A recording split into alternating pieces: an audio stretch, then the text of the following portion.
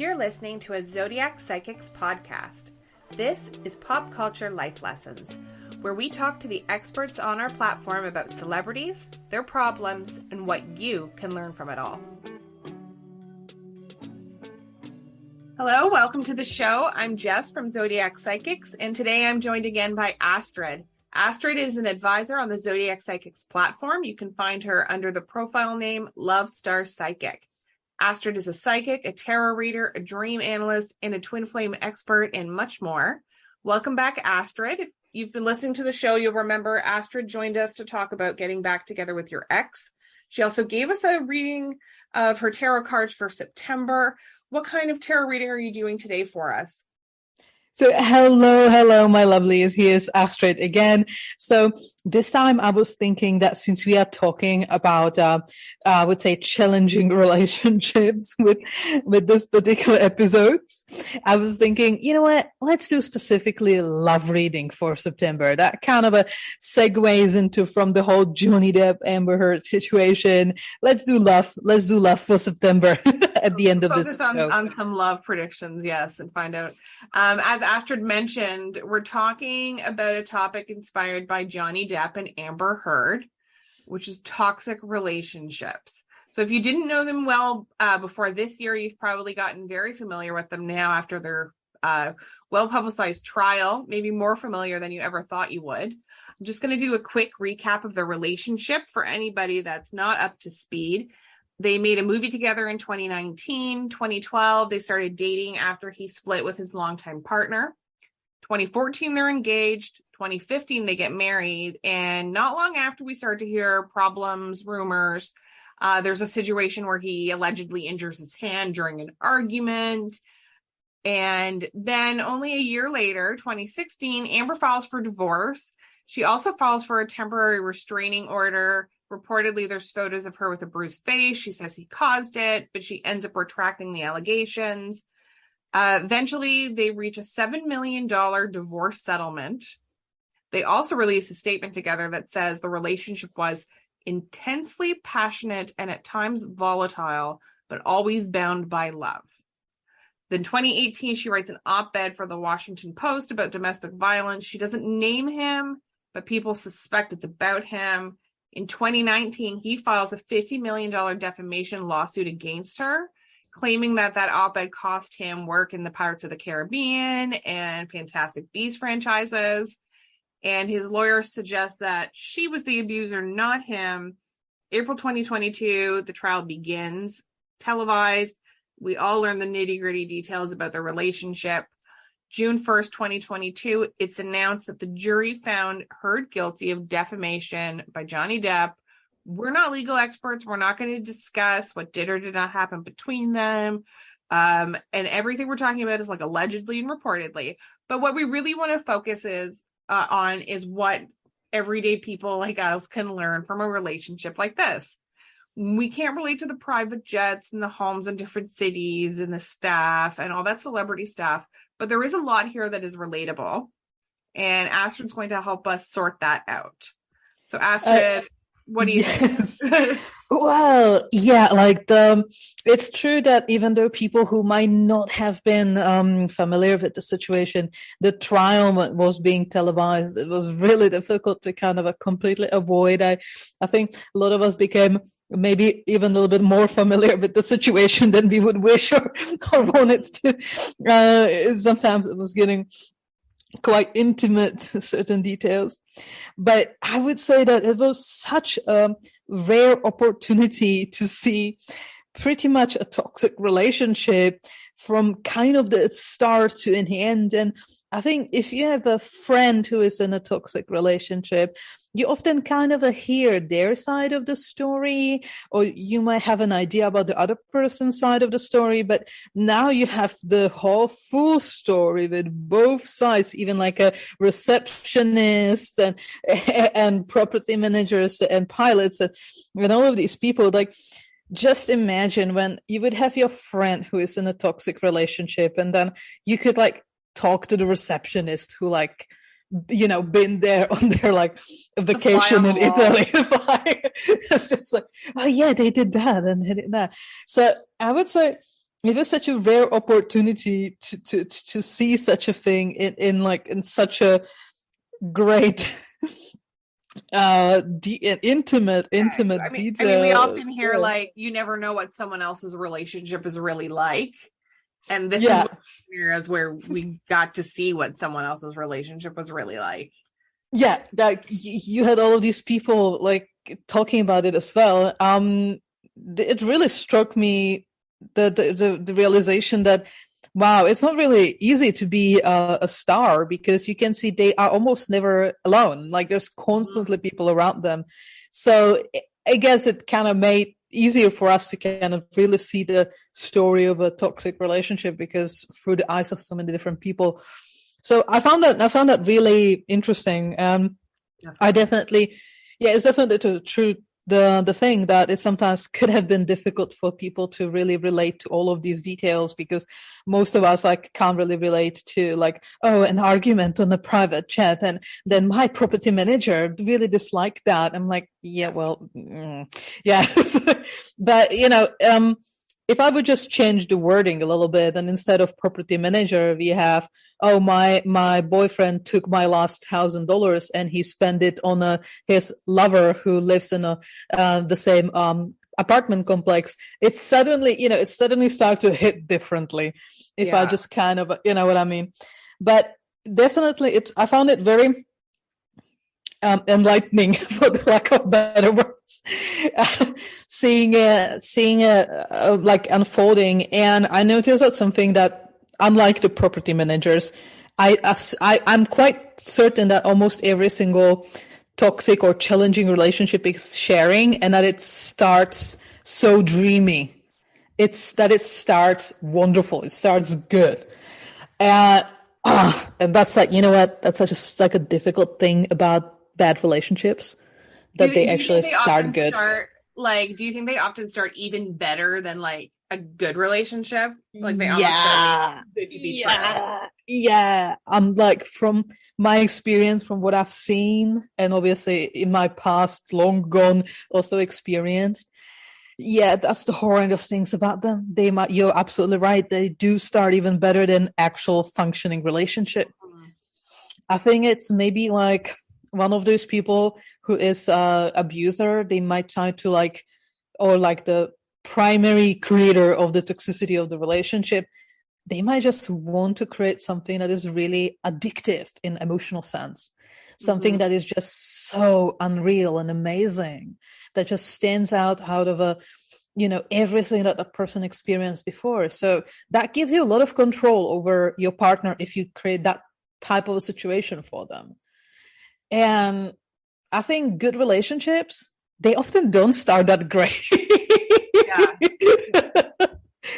They often start with like, it's a normal process of two people kind of, growing together and getting to know each other and eventually finding themselves on the same page with things. I think good relationships can have boring beginnings. It's not Hollywood. It's not a fairy tale. Yeah, it's not a fairy tale. I think good relationships sometimes, we just kind of went for a lunch, and he likes video games and I don't. Well, I guess we have some things in common, and it just kind of can develop, from there. And so should people be a little more like alert if a relationship seems to be too good to be true from the beginning? Oh yeah, definitely. if I learned something that, through my, I don't know how much is it, so close to 20 years of dating history, is that if something is good to be true, it's 100% too good to be true. Yeah. It's like if you're meeting somebody in your life who is just so perfect, like that person is like the physical embodiment of all of your secret and public wishes, then just run away, because that's going to be a disaster. Or if it feels like such big love, like immediately, after the first date, and and we do hear that, especially in Hollywood, you see that where like someone's together a month and then they're engaged. Oh yeah, yeah. I think with Hollywood, a lot of it is like a publicity stunt because like they have money, so it's okay if you get divorced, whatever, it's not a Yeah, big not that big of a deal. deal. Let's just get married every year. At least they're writing about me because like my last film was such a disaster. Let's at least get married, so I'm getting some good press this year. Type of a thing, but. Yeah, I think in general, I think nowadays most people actually like, not Hollywood people. Most people actually having problems getting married because I would say nowadays with all the Tinders and stuff like that, commitment is as rare as saffron nowadays. I'm realizing doing all my, because I'm doing lots of tarot readings and thousands and thousands of them. So that's why something I'm really seeing that commitment is not as common nowadays as it was maybe 20, 30 years ago. So yeah, it's just Hollywood people who keep getting married all the time.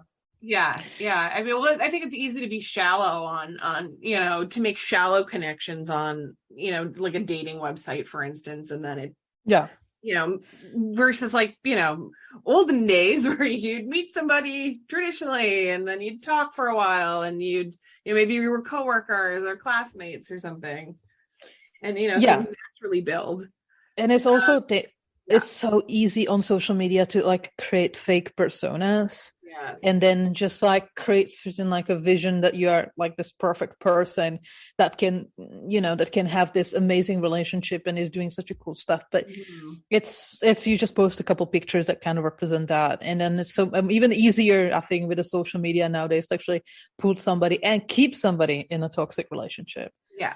And I have to wonder with celebrities too, if like, you have like one celebrity has another, an idea of another celebrity that they're in a relationship with, and they sort of idolize or envision this person as being a certain way. Yeah, I think definitely that's the I think that's definitely the case. And you could even see like when Johnny Depp and Amber Heard, when they've been just kind of talking about the beginnings of their relationship, how basically for her, he was this idealized prince on the white horse. He was the famous Johnny Depp.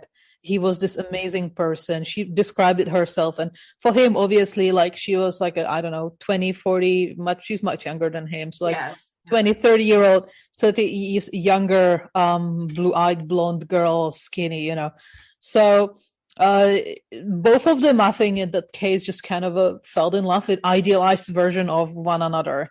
And obviously, clearly, none of them really had that idea fulfilled in their head. And they expressed it, both of them, that I think this is something I would say is possible even today, because, the person I might not be getting date with is not a famous movie star, but it might be somebody on a Facebook who has a cool pictures and maybe is in charge of some community somewhere and knows how to do this and have a pictures of, smoking cigars and being very well versed in knowing different types of whiskey or God knows what, having expensive cars. So you can still fall in love with a fake idea of somebody. And that's often that too good to be true. Yeah, that's too. Yeah, that falls into the too good to be true. But I would say, for many challenging or literally like a toxic relationships, one of the key like a giving away moment when like you're in a toxic relationship is that your body does not lie, and if you feel that constant pit in your stomach, that constant anxiety in that relationship. Even though you think, oh, it's so dreamy, it's so amazing, but there is always like constant anxiety. That's a good sign that something is really off. And the dream is starting to crack, and it's just not how you might think it is. So yeah, body doesn't lie. Your body doesn't lie. What do people do at that stage then? If you have this pit in your stomach and you're feeling like maybe this relationship is toxic, but often, having that super strong connection at the beginning makes it hard to pull away. It does. What's your advice for people that, feel like they're entering into a toxic relationship and they've maybe, feel like they're going down a bad path, but don't know how to get out? My advice is, throughout my career, I literally spoke to thousands of people like that. And I realized a couple things. One of them is if the person is not ready to leave, then the more even their friends are trying to convince them to leave, the more it just creates this kind of Julia and Romeo mindset to the situation, that they need to like stay in the relationship and they need to defend the relationship, and that the friends are wrong because they don't understand how dreamy and special their connection is. So I realized that it's the understanding the anxiety and the pit and just this feeling that something is off is a amazing first step. It's a very important first step, but then there is no point of trying to force something or rush it. I am a strong believer that when the person just is ready to leave that, and then all the lessons that they needed to learn in that relationship is done, they will actually just naturally stop being compatible with that relationship and they will be ready to leave. Now, like, do you think with like a toxic relationship, and not to speculate, like this is not specific to Johnny and Amber, but like, is there usually one person who's creating it and making it toxic and maybe manipulating the other, or can two people that are normally okay together make a toxic relationship? I think both of these options are possible. And I think that even if somebody is like the abuser in the relationship, then I think that they can be in a different relationships where the other person is triggering to them in a various degrees. So I think if somebody is just like, completely irreparable abuser to everybody and just a terrible person in general, I think that they will be exhibiting this behavior more with certain people and slightly a little bit less with other people, but it's still going to be bad, you know what I mean, at the end of the day. Mm-hmm. But I think certain people might be more triggering for them. It might be more visible than others. And I totally believe that even two people who are basically like a fine on their own, and they can still, if they get together and it's just, the wrong cocktail of ingredients, then it can get incredibly toxic. That, even two good people can be in a horrendous toxic situation together, even though, you'd say they are not terrible people on their own. Or they can have, they can just split and be in other relationships and those are just perfectly working. So, I think both of them are possible. I personally witnessed both kinds happening. And can a toxic, like a relationship that's truly toxic, can it be fixed? Or, is there a certain level of toxicity that it's like, no, like there's no repair? Yeah, this is a really difficult question, because I know that's what every single person in a toxic relationship hopes, that it will just change magically and it will get better if they just stay a little longer, if just this other person understands this little thing, if just this sort of thing happens. And it's almost like like being in a casino on a slot machine, just this time it will get better. It's just this thing and I will win, and then this thing I will win, and this thing. And the hope is something that can be, hope and toxic relationships is terrible, terrible combination. So I think that it can change, but I think there is a very important predicament for it, and that is at least one of the people needs to change drastically. That means like it's basically like two different people in relationship, and that can sometimes happen. Rarely, but it can sometimes happen if the people actually break up and then come back to each other 15, 20 years later, as a completely different people than what used to be toxic 20 years ago now can work splendidly, because, experiences different people. But to see that at least one of two people would change so drastically while at the same time being in a situation that is continuously the same, that's like, it's possible, but for me that's like 1 out of 100 realistically can actually do that. But so like, what makes it so hard to get out of a toxic relationship though? Because it seems like it's not that hard to identify one or get into one, but it's hard to leave it for a lot of people. I would say it's, as I was mentioning, I think it's the hope. You know how they said hope dies the last? I'm always saying hope kills the last. I think it's the hope. I think it's the hope that magically the things will get better and they will come back to that dreamy memories that have been so above all my normal experiences with relationships.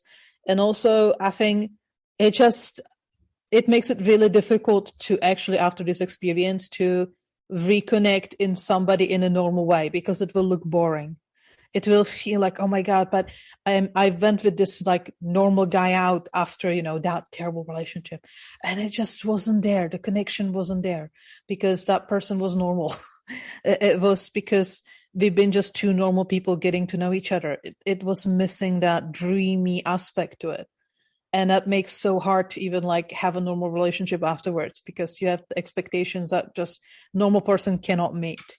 So I think sometimes it happens that people actually leave when they realize, oh my God, this is just so damaging for me. I'm anxious all the time. This is not okay.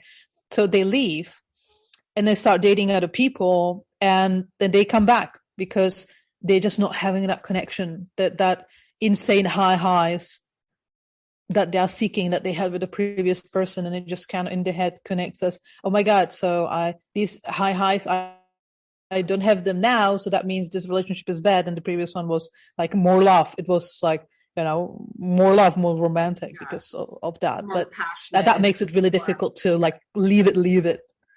And so how do people get out of that cycle of like, craving that dramatics or those highs? I think the best way, and it's a thing that's difficult, but from what I realize is the best way is to just outgrow it on a personal level. Just simply grow as a person and trying to focus. And that's the most difficult thing, is to focus instead of fixing that relationship and fixing the other person or trying to hope and fix the situation. Start focusing on oneself and focusing on that toxic relationship for that to happen. I think you have to, but you can start it at least while being there. And I think already if you start the process, at least being there, then it slowly starts to like changing you. You start having your own boundaries. You start to value yourself more. You are growing that more as a person. You are removing your own personal fears and blockages. You're working on yourself, and you naturally, that will create just you caring about that relationship less and less and less and less, because it's just not compatible with who you are. I often compare it to like, you are an adult and you're not wearing your childhood clothing. Even you really love that little jacket with the teddy bear on it, but you're not wearing it when you are 35. Why not? Because you outgrew that jacket.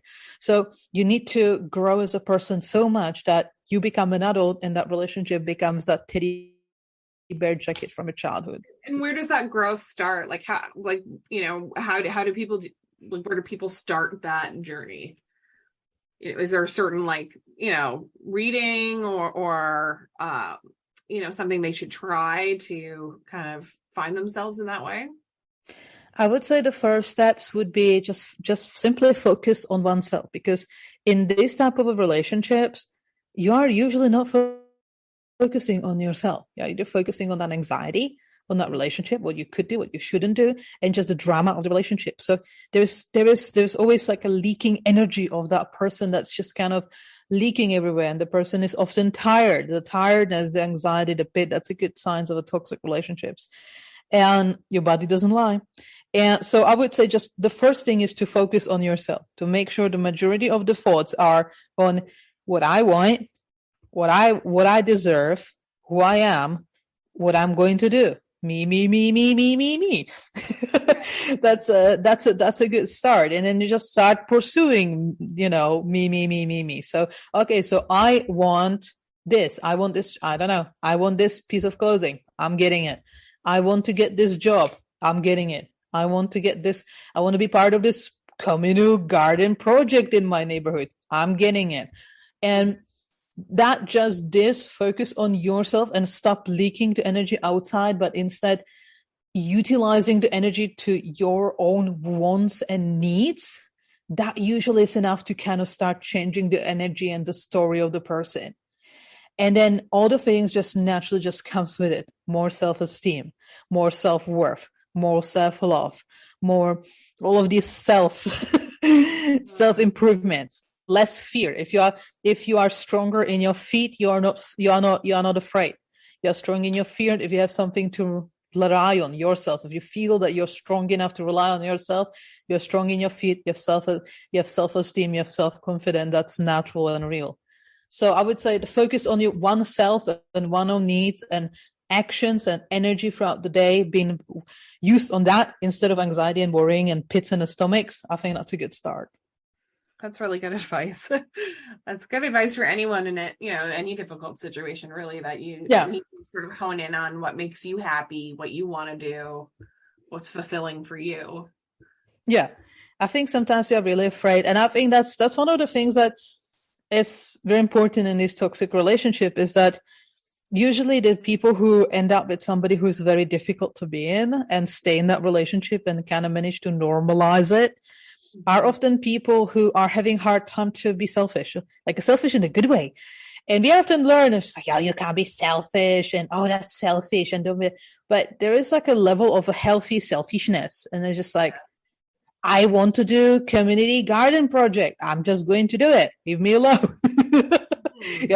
I just want to have a red lipstick. Like, leave me red lipstick. I like that. Like, leave me alone. Yeah. It's just, I'm having red lipstick. I get. So it's just a little bit of this healthy, I get, leave me alone. It's a good thing. And often, if you are not like that, if people who are people pleasing sometimes for one reason or another can often end up in toxic relationships because it's just, invites people, boundary pushers as a partners who are obviously looking for somebody who does not have a boundaries. So, it's a little healthy selfishness is fine. You deserve it. You have my approval. All of you that are listening, you have Astrid's stamp of approval. You can absolutely be selfish. It's fine.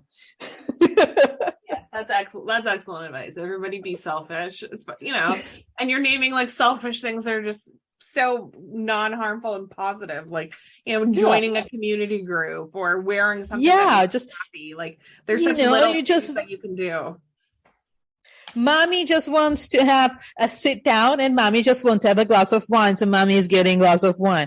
It's just just this healthy little selfishness to just not be afraid and not feeling guilty, because people feel sometimes guilty to take care of their own needs. Do not be afraid to, you have some needs and that's fine, and you just need to stand up to get them, and that's fine, and you should. It's better than to be internally getting bitter and upset or angry and frustrated because you have continuously some of your needs not being met in the relationships. Mm-hmm. So how technically speaking, how does it going to help my loved ones if I'm nothing but just like completely constantly sour from the morning till the evening because I'm frustrated because my needs are not being met in the relationship? And how that's going to help anyone, if I'm like that. So it's better to just be okay, be fine, be positive. But when mommy wants to sit down and mommy wants a glass of wine, mommy is sitting down and getting a glass of wine, and who's getting close, is going to have a slipper thrown at them. Yeah, I mean, we all need boundaries, even from, relationships with partners, relationships with kids, and everyone needs their personal time. Yeah, totally. I think healthy boundaries is a good base for a good, solid, functioning long-term relationship that can kind of work in like a very, like I would say, inspiring and positive way. And it's, it's not bad. Like people have guilt with boundaries, but don't. Now, before we move into the tarot reading portion, are there any other thoughts you wanted to share about toxic relationships or advice you have for people in general? Or signs to look out for? Or I would say the last thing I would like to say is that if you feel constantly anxious, then you deserve better. Yes. Good advice. Yeah. Like you said, listen. You have to listen to yourself. You have to listen to your body and your body doesn't lie. Listen to your body. Your body doesn't lie. Like you could lie to yourself, but your body can't lie. Exactly. Okay. So, did you want to do a reading for us? Okay. Yes, of course. Let me do the reading. So, I'm going to do just like a generic energies of love for the month of September. Obviously, everybody's in a different situations when it comes to love. So it's going to be kind of a generic reading. Obviously, as a tarot card reader, I can give you something significantly more specific if I'm doing reading 101. But if this is just a general reading, I'm just going to talk about general tendencies we can experience in the month of September and some advice for love for the month of September. So to know how we can resolve our individual love situations that we are in. So I'm just currently, I'm not sure if you can hear it or not, but I'm shuffling my cards. I'm not sure if it's like ASMR level shuffling cards, most likely not. But I'm going to now pull the cards and then I'm going to all tell you what I'm seeing. So as you see, it's fresh. I didn't have anything pre-recorded, pre-prepared. I'm just drawing the cards right now. Yep, she's doing it. And okay, so it seems that from the cards I'm seeing here, September might be quite challenging for relationships and people. I have some cards, 5 of Wands, that's suggesting some form of a conflict, but conflicts that are quite difficult to resolve. It's a conflict that we can experience, conflicts that are kind of ongoing, and the type of a conflict that just does not seem to have a resolution. There is pros and there is cons. There is A's and there is B's, and neither of them seems to be able to overpower the other. So a lot of, I would say, completely like a dead end, no resolution conflict that can just keep dragging on and dragging on and dragging on. And that is something that, especially for relationships, I would like to warn against, because what this creates over time, maybe not if we argue about the same things over and over again once or twice, but if this is something that it's ongoing, it can create it can really get the relationship to the point of no return. And you usually don't want that. So I'm getting some cards that are suggesting that, especially in the month of September, it's good to avoid this type of a conflict. When you are like, I'm giving you an example, doesn't mean this is a situation for everybody. I'm just giving an example. But let's say person A wants to get married. Person B just does not want to get married. And we're having a million conversations about that, and neither of them seems to be moving anywhere. That's the exactly type of a conversations like you are trying to get away from in September to prevent some form of a long-term irreversible damage that you can do to that relationship, and then you would find yourself in a position when you simply cannot move back. You cannot just get where it was, and obviously that's not what you want. So avoid any dead-end conflicts in September. Try to move on from them as much as you want. If you can, just basically sometimes just not have that conversation, if that's an option. Just rather not have that conversation than have the same conversation over and over again. And then I have the Fool card, and Fool card is suggesting starting completely anew, starting with a fresh slate. So this is telling me, if you're in a position when you can just move away from these conversations, move away from these dead-end situations, and starting a fresh new sleeve, September is your month to do that. It's a great month for new, fresh beginnings. Maybe that will mean ending the relationship. Maybe that will mean completely reinventing the relationship. Maybe this will mean taking some time off and just coming back together as a new people. But it seems like it's a good idea not to perpetuate conflict in September. Sounds great. Well, it sounds really challenging. I'm just like hoping everybody's like, oh, great. Sounds challenging, but it's just a lot of information that's helpful. Sounds great in that way. Yeah. It's like conflict. It's just like, it's funny because it kind of also, it does make sense. Like kind of also with the relationships, we've been kind of like talking about like moving away from toxic relationships, and the cards are suggesting, it's September is a good month to kind of move on from things and I feel like conflicts. The Fool is always like a positive sort of spot. Yeah. Like a Fool card is also really, it's always really positive. It's just kind of suggesting that kind of a wiping the past clean and just kind of starting fresh and new with a fresh new beginner's eyes, and like a childlike excitement about new things to come and new hopes. And Fool usually always suggests that there is a life lessons coming from that because you're starting new, so you will be learning new things. new lessons are coming, but usually it's suggesting like very like fresh start. And I think sometimes it's good to have a fresh start So every now and then. In terms of like a toxic relationship, it's, Yeah. it's a good time to maybe move on and start over. Yeah. I think sometimes it's a good thing to start over. And the thing is that we've been talking about how hard it is to kind of match that highs of the toxic relationship with the normal relationship. But the Fool, I think that's when the Fool is good. Fool is like, just wipe the past clean, just like it never existed. Just start a fresh new slate. Don't expect somebody matching the highs. Just take the person the new person for who they are, and don't try to match them to impossible standard of like toxic highs, and just sometimes the fire burns high and it's passionate, and sometimes the fire just is warm, but it's warm for a decade or two. So it's a different type of a love, but maybe it's less destructive. Just a thought. Yes. And above all else, take care of yourself first. Yes. Take care of you. That applies to everything. That also implies, my dear lovelies, to your conversations with your bosses, with your coworkers.